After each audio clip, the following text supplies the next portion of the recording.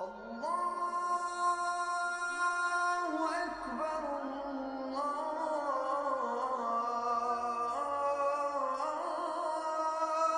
أكبر. Bismillahirrahmanirrahim. Assalamu alaikum. La paix soit sur vous. Tout au long de ces premières chroniques, nous avons parlé de différentes attitudes. Il s'agissait jusqu'à maintenant aussi d'écouter la voix de ceux qui peuvent être exclus, de ceux qui peuvent être opprimés, de nos voisins même. L'écoute, s'écouter et écouter. Et puis il y a dans le prolongement une attitude, une situation d'être par rapport à notre environnement qui va être celle de voir et d'être vu. Voir. Voir et réparer par ce que l'on voit va aussi déterminer une façon avec laquelle nous allons être vus. Parce que ce qui nous est demandé dans le monde, c'est être témoin de notre message. Litakunu shuhada ala nas, pour que vous soyez témoins devant les gens de votre message. C'est ce qui nous est demandé. Mais pour qu'on soit témoin, il faut que ceux qui nous entourent voient. Il faut être vu.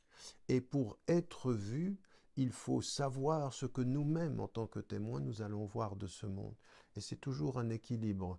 Être vu dans ce que l'on apporte et voir ce que l'on doit apporter, là où il manque quelque chose.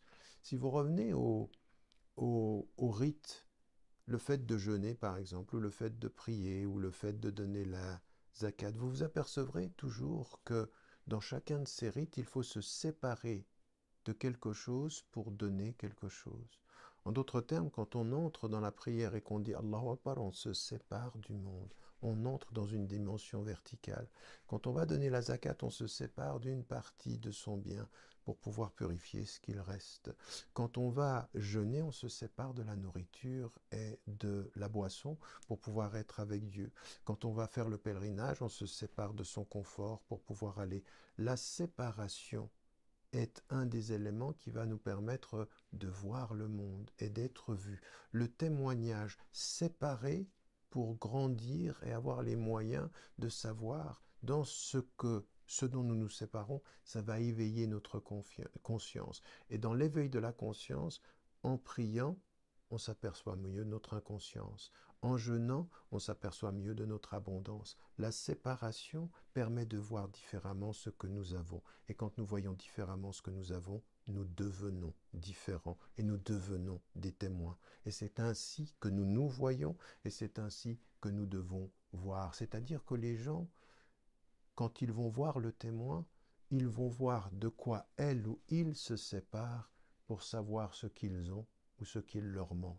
Cette vision, elle est essentielle. C'est tout le chemin de la spiritualité. Sépare-toi de l'habitude, tu feras éveiller le spirituel en toi et dans le regard de ceux qui te voient.